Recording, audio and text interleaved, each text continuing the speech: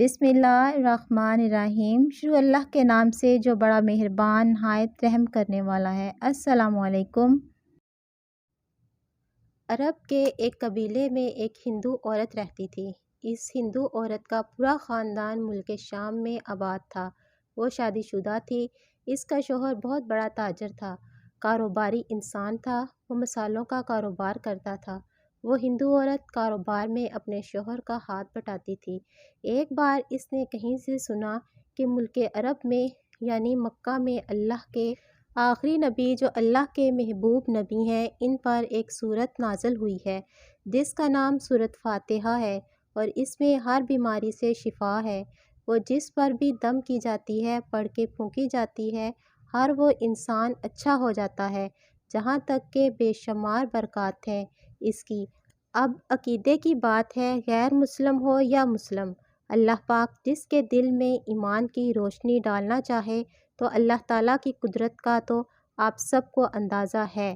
اب کسی سے اس نے سورت فاتحہ سیکھ لی ولی، اور جب اس نے سورت فاتحہ کا ترجمہ پڑھا تو اس کی آنکھوں میں آنسو آ گئے۔ وہ جب یہ پڑھ رہی ہے تو یقیناً اللہ تعالیٰ اس کے بگڑے کاموں کو سنوار دیتا تھا، اور ایک دن اس کو واقعی ہی یقین آ گیا کہ ضرور اس سورت مبارکہ میں جادو ہے۔ اس کے بیٹے کو ایک خطرناک زہریلے بچھو نے کاٹ لیا تھا۔ بڑے طبیب حکماں کو بلایا گیا، سب نے یہ کہہ کر جان چھڑا لی کہ بہت زہریلا بچھو تھا، اس کا ہم کچھ نہیں کر سکتے، تمہارا بچہ کچھ پل کا مہمان ہے۔ ماں کا رو رو کر برا حال ہو رہا تھا، اور جو شوہر تھا وہ اپنے خداؤں کی عبادت کر رہا تھا، ان سے مدد مانگ رہا تھا، پر کوئی حل نہ نکلا۔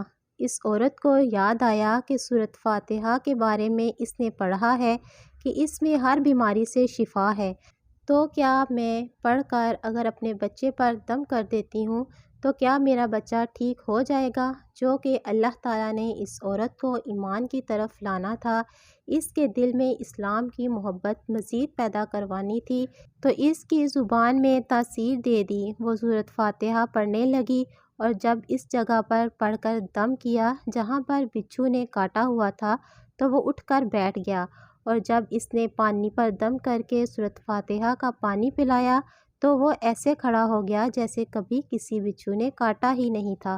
اس کا شوہر دوڑتا ہوا اس کے پاس آیا، کہا کہ کسی طبیب نے، کسی حکیم نے اس کو ٹھیک نہیں کیا، تو نے ایسا کیا عمل کیا، پڑھ کر کیا پھونکا، یہ بچہ ٹھیک ہو گیا؟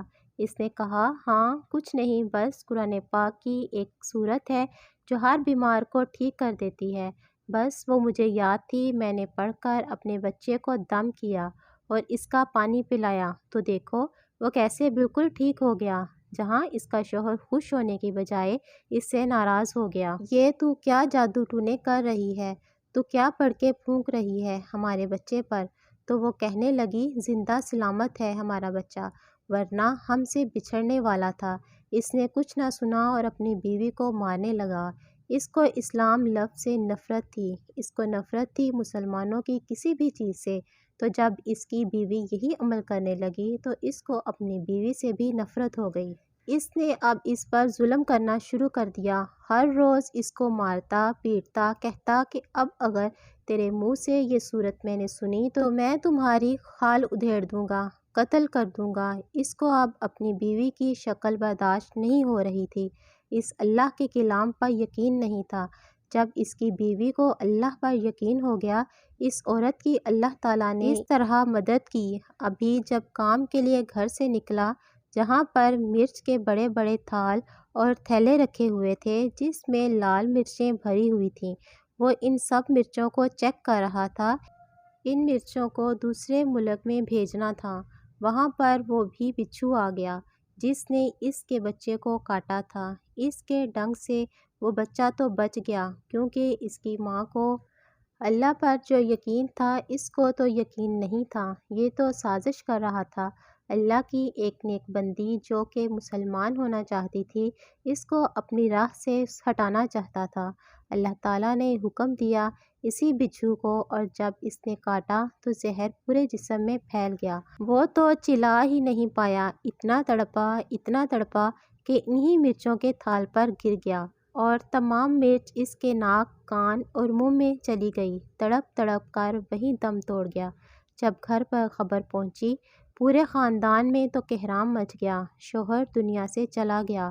وہ عورت کاروبار میں اپنے شوہر کی مدد تو کرتی تھی لیکن وہ کوئی مرد تو نہیں تھی، اس لیے اس کا کاروبار بالکل ختم ہو گیا۔ نوبت فاقوں تک آ گئی۔ وہ عورت قرض دار ہو گئی اور بہت پریشان تھی۔ دل میں وہی بات پھر آئی، کیا سورۃ فاتحہ کا ورد کرنے سے بیماریوں کے ساتھ ساتھ پریشانیاں بھی دور ہو جاتی ہیں اور مال میں خیر و برکت بھی آتی ہے؟ وہ زور زور سے سورۃ فاتحہ پڑھنے لگی۔ آہستہ آہستہ چلتے پھرتے اٹھتے بیٹھتے سورۃ فاتحہ کا ورد کرتی اور اسے اعتماد اور یقین سے پڑھتی کہ اللہ تعالیٰ دعاؤں کو ٹالتا نہیں، اللہ پاک اپنے بندوں کو مایوس نہیں کرتا۔ 7 دن کے اندر اس کو خوشخبری مل گئی کہ اس کے کاروبار کو سنبھالنے کے لیے اس کے شوہر کا ایک دوست آ گیا ہے۔